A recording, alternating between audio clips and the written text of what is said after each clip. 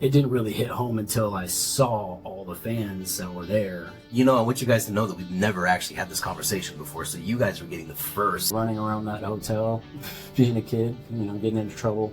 Oh my God, your son looks just like you when you were in the movie. Did you get into trouble without me knowing? And he's making a sweater, but not just any sweater. It's a pink bunny sweater with earmuffs included. Deal or no deal?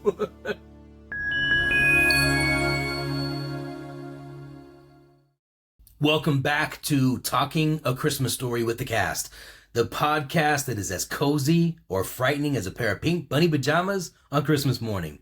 I'm Yano, your host, and today's episode is a special one. It's about sharing a part of my life that's deeply personable and incredibly meaningful.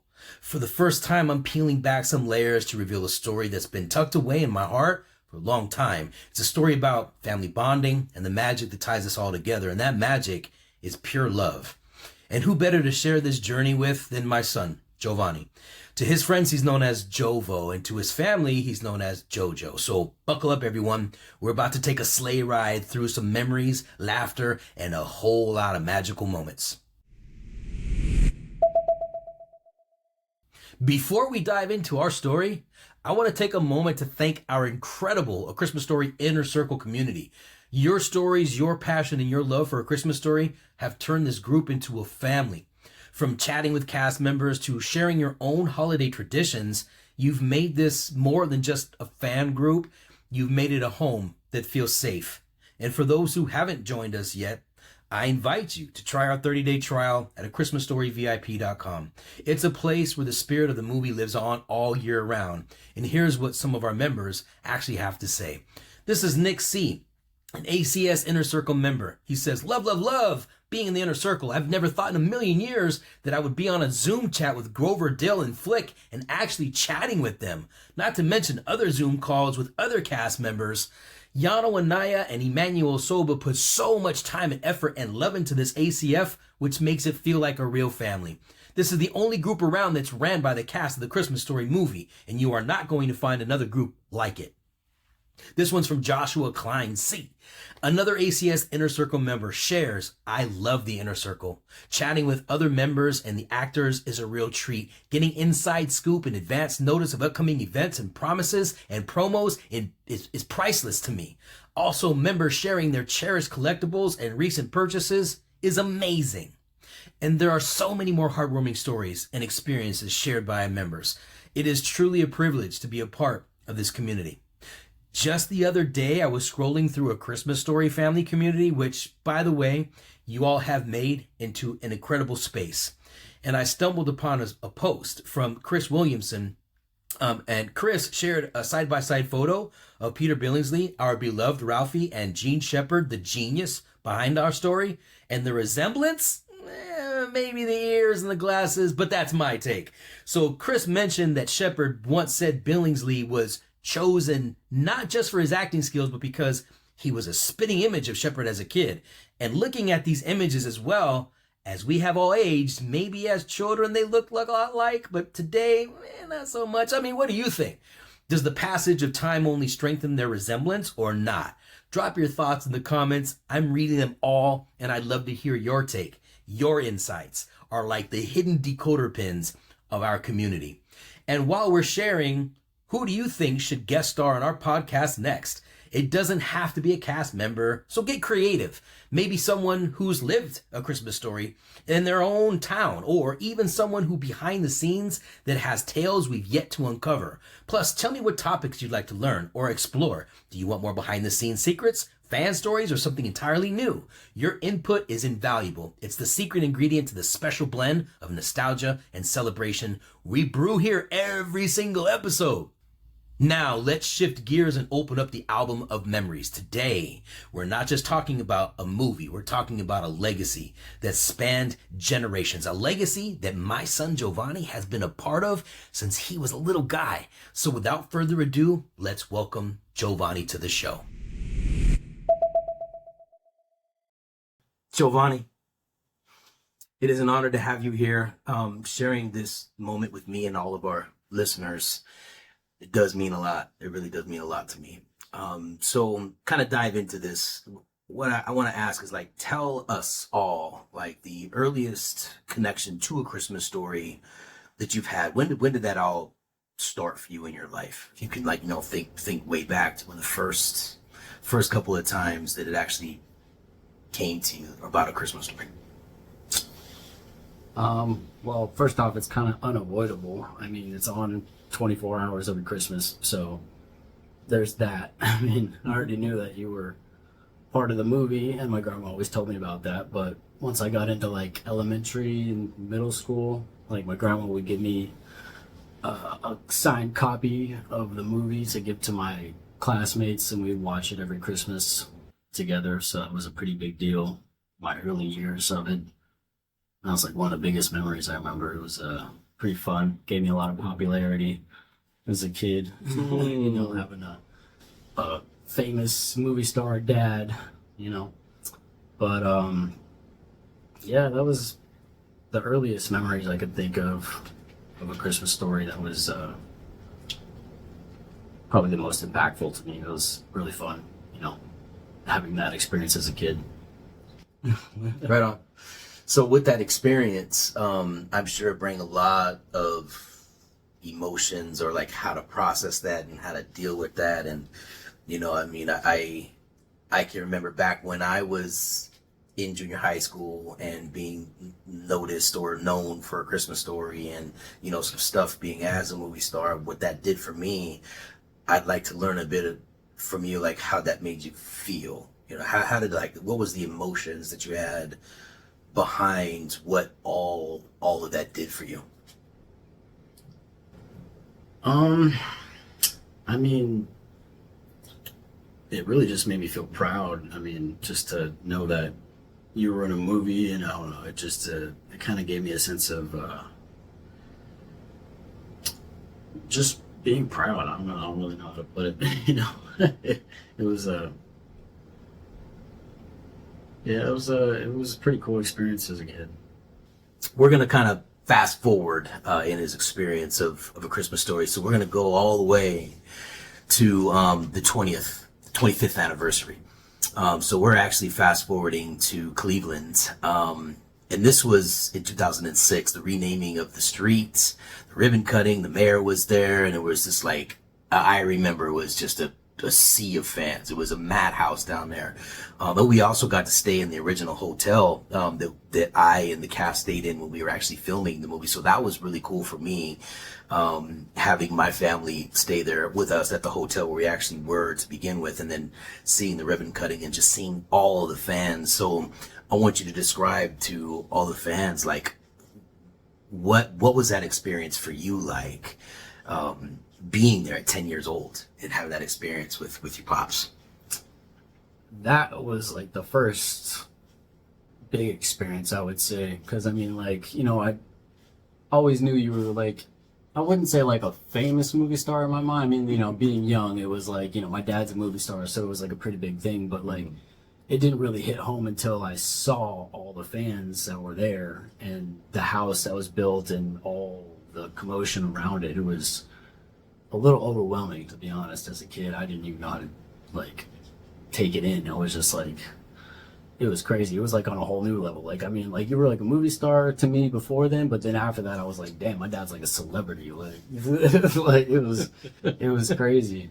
And seeing how passionate the fans were about it, and them meeting me, they were excited to meet me, and I'm like, I was like, I don't even know you. Like, I didn't know what was going on, but these people were so happy to just even meet me.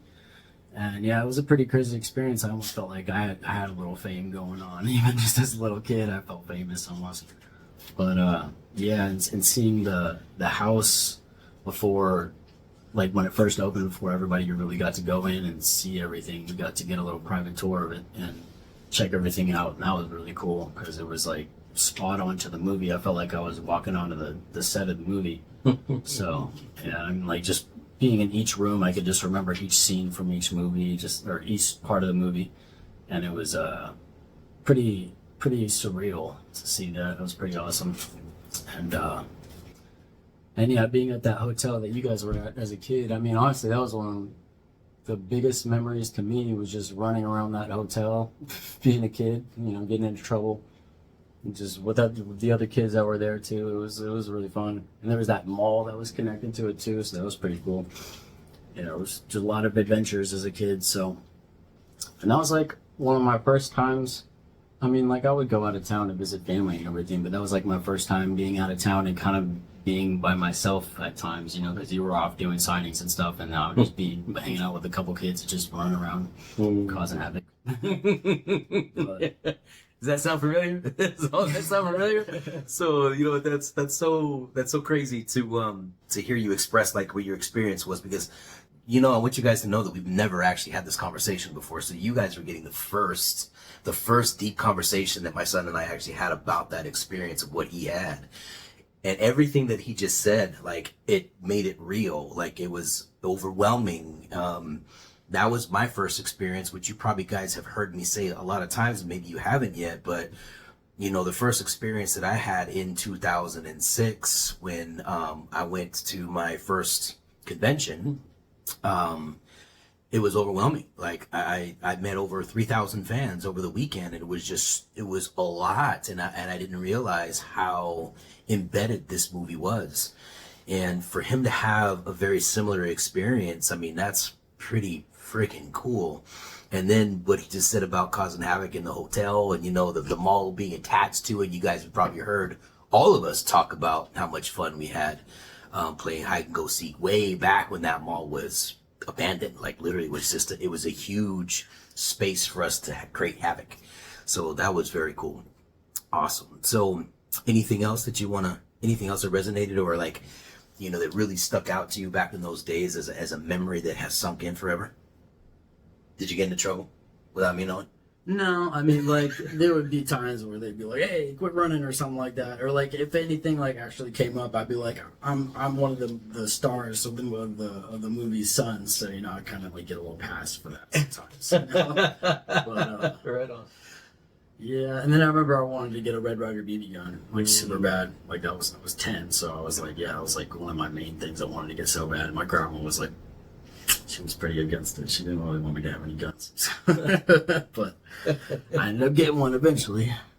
But yeah, so yeah, that was Right on. a really fun time. And you know, I if you guys remember the 40th anniversary, we have a 40th anniversary dedicated BB gun that actually has a logo on it, and I got him one that has his birth date, 4/16.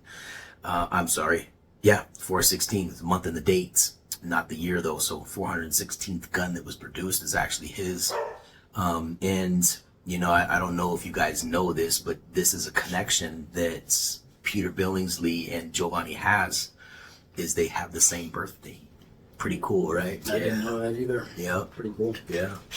Yeah, so okay, cool. So let's go ahead and fast forward again to the next time that we are reunited. So now we're talking about 16 years later, right? So we're talking about back in 2006, that whole extravaganza that happened, and then 2022. So I had invited you out to LA to come visit the cast and myself, and what was that all about?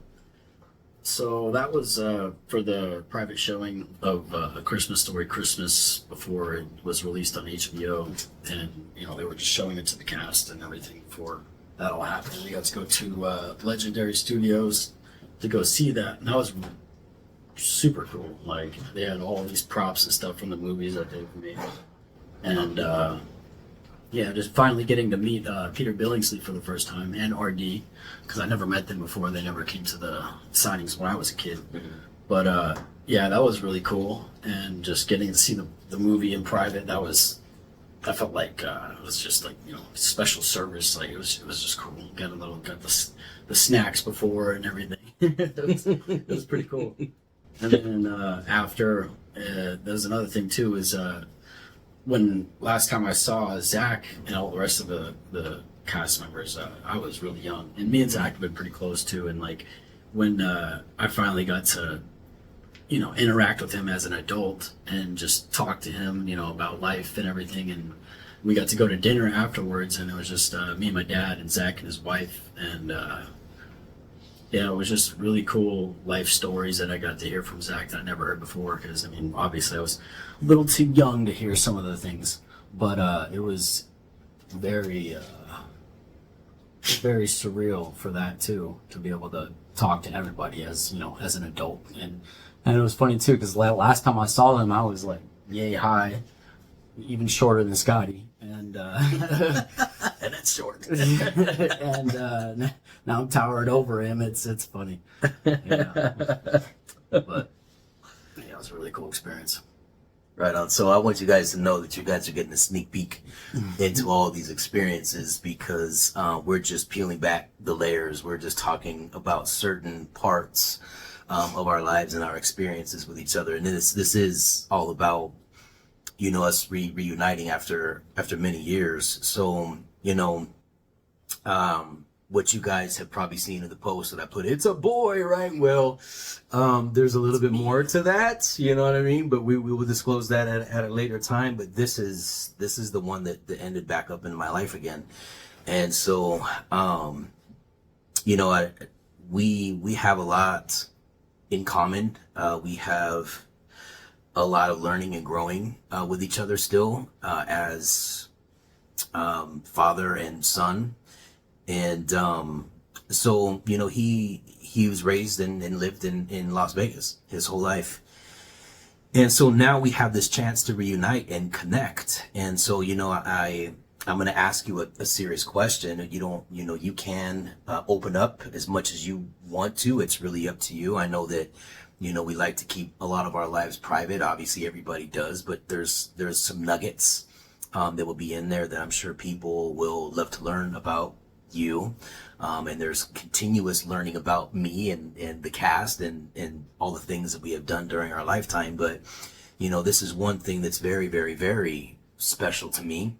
It's very close to me. Obviously he's my son, and so I know that making that decision, moving from your friends, moving from that area that you have lived with your entire life, was not an easy choice, and I do respect that a lot. So changing the environment is a big change. So, I just want to ask, like, what really motivated you to want to change the environment, and, what is it that you actually look forward to in the future? Yeah, I mean, living in one place your whole life kind of makes you want to leave at some point. I mean, there are some people that just are content with living in one corner of their little world for the whole life, but I still wanted to move, venture out from Vegas at some point. And we already talked prior about me moving out here to Atlanta with you, and it just things kind of worked out. And yeah, there's a lot of really big positive opportunities here to create the person I want to be. And one of the main things that is really cool is living with someone who's very fitness and health orientated. I mean, I've been into fitness for a lot of years now, and it's kind of like a big thing of our family, to be honest. I mean, his mom, my grandma, she's been into yoga and fitness and health ever since I've known her. So it's been a big part of my life. And nobody's ever like forced me to do that. I remember he wanted me to go to the gym with him when I was like a little kid. I was like, nah, I'm trying to go out and play, do other things as a little kid. But as I've grown older, I've realized the importance of it. And just living with someone who's very fitness orientated, very healthy food, goes to the gym almost every day. It's hard to be lacking in that, So I'm definitely getting my my health and my fitness life in order. And I mean, that sets up a lot of opportunities for you to create the rest of your life too. If you have health and fitness in check, then a lot of other things seem to come easier. That's for sure. But yeah, there's just a lot of opportunities out here living with this guy over here, and it would just be it'd just be a really good opportunity. So I'm just excited to see where it goes. It is it's something that's been on my heart, my mind for many years. I mean, every time, I go to the gym, because you guys know I've been talking about health and fitness for a long time. I've been into this thing we call working out and eating healthy and doing the things for your body to keep your mind straight as long as possible. You know what I mean? It's like, so I've been doing this for a long time, and being able to share, my experiences and my knowledge, because I have a deep background in food and human nutrition and exercise science and all that fun stuff.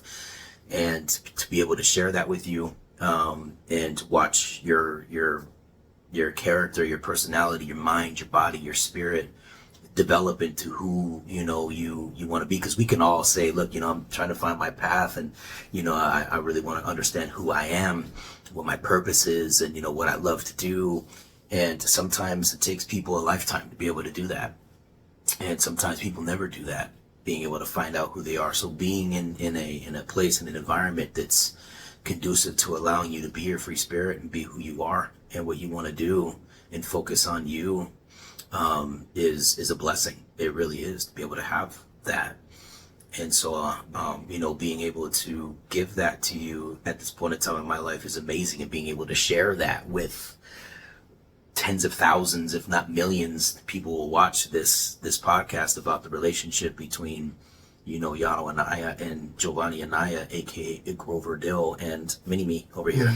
Because I got to tell you, kind of back it up to an experience that, and I know that a couple of you guys had even mentioned when I had posted, it's a boy, and then I kind of revealed that this is the boy that I'm talking about. Was a couple of you said, oh my God, he's a grown man. I remember meeting him or seeing him back in Cleveland when he was 10. And in my mind, I'm thinking, oh my God, that's 16 years ago. That's, or even almost 17 years ago. It's crazy to think that you guys have been in this world, in this realm with us cast members for that long, and watching us grow. Because, the true nature is that we all get older, and one day, it's going to be him sitting here doing this, not me, because I'm not going to be here anymore, and the whole point is to keep this legacy going long after all of the cast is gone, right? So we're taking advantage of every moment that we have to be present with you guys, and building something so that it can last for much longer than, other movies that's kind of fade away and nobody remembers, right? So that's the whole point.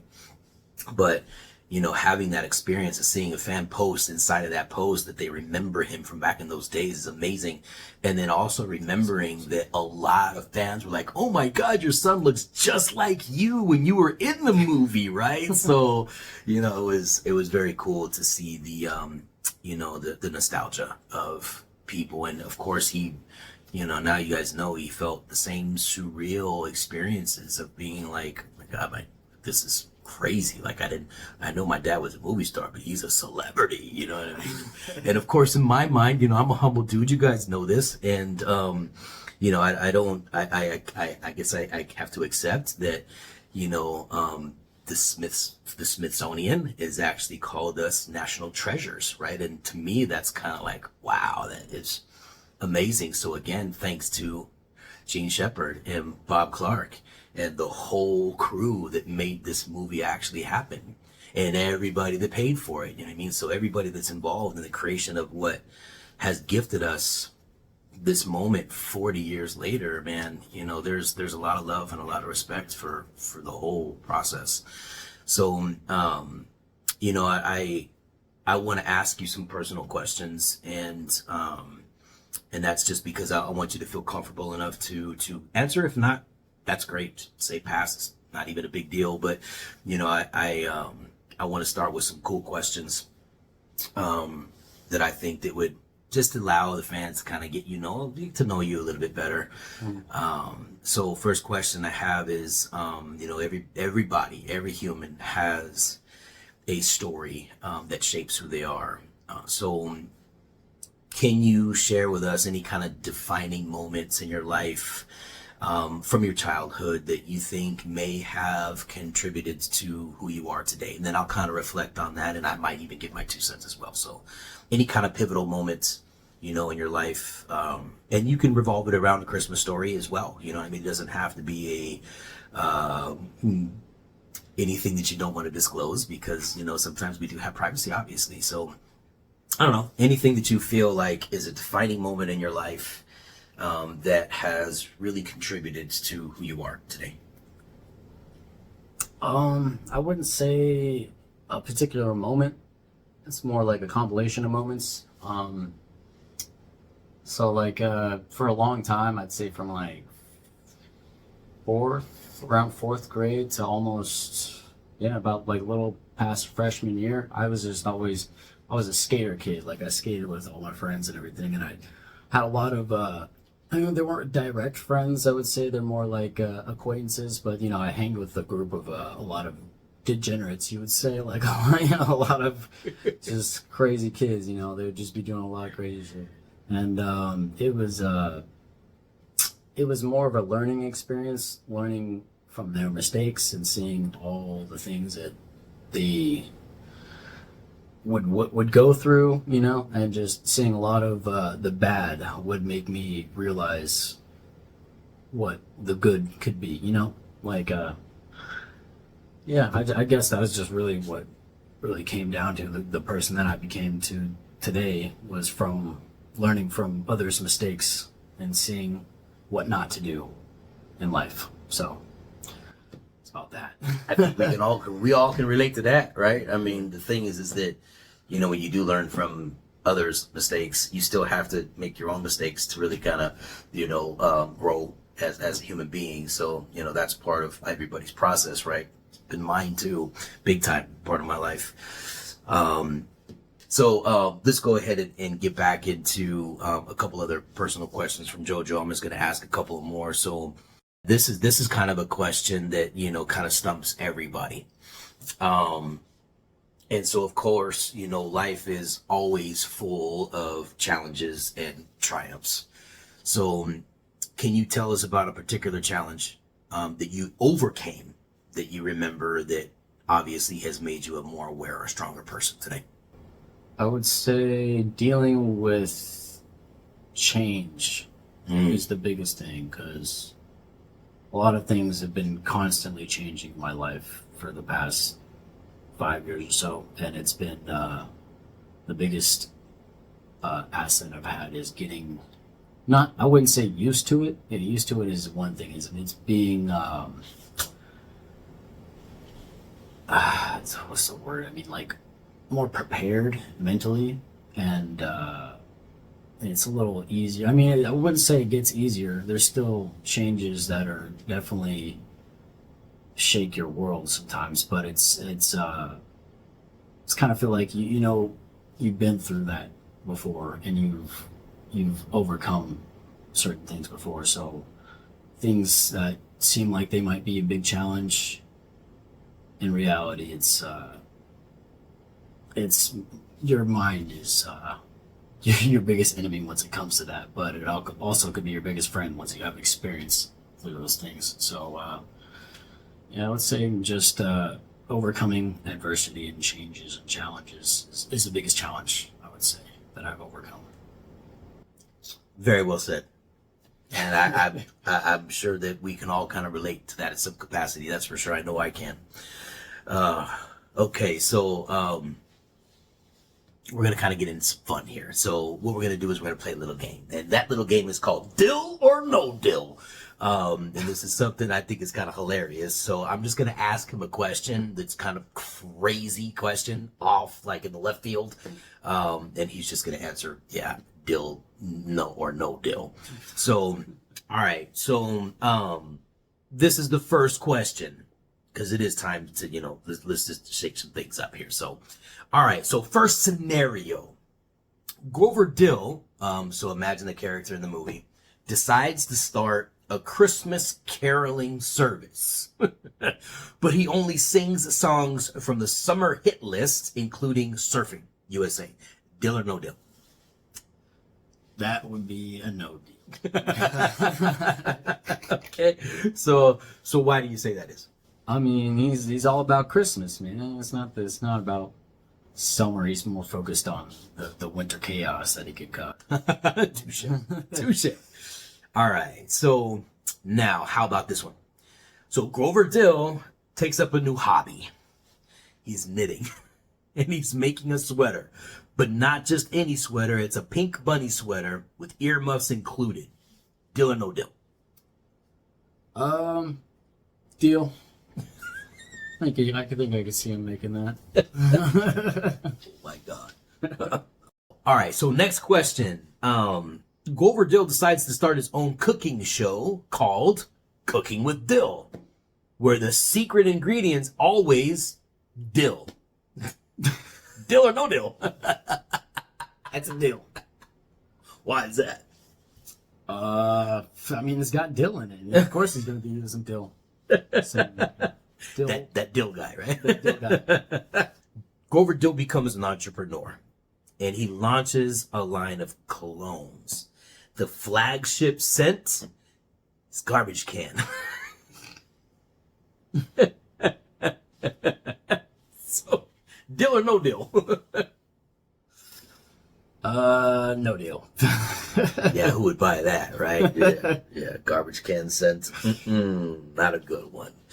All right, cool. Garbage. Yeah. So, well, I just want to say thank you for joining us today and being here for all of our listeners, because this is a first time, not only for me, but a first time for you, which we probably have a lot more times coming. So thank you for sharing your stories, your inner parts of your life.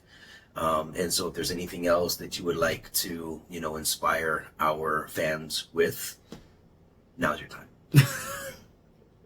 Inspiration. I mean, there's not really much I could say. I'm just really, I'm very happy, and thank you guys for letting me on. This is a very big honor to, connect with the fans and everything, and they finally get to see our relationship and everything. So it's really cool. So that's all I really say. Love you too. Love you too. Love you too, son. As our episode comes to a close, I want to leave you with this thought. The stories that we have shared today are more than just recollections. They are a testament to the bonds we forge with each passing year. A Christmas Story is not just a film. It is a piece of our collective heartbeats, a rhythm that we all share. So don't forget to subscribe, hit the bell for notifications, and visit achristmasstoryvip.com to become part of our Inner Circle family. Until next time, may your days be merry, your hearts be light, and may all your Christmases be just as bright as the one in Hammond, Indiana. Goodbye for now, you guys, but not for long. This is Yano Anaya, signing off.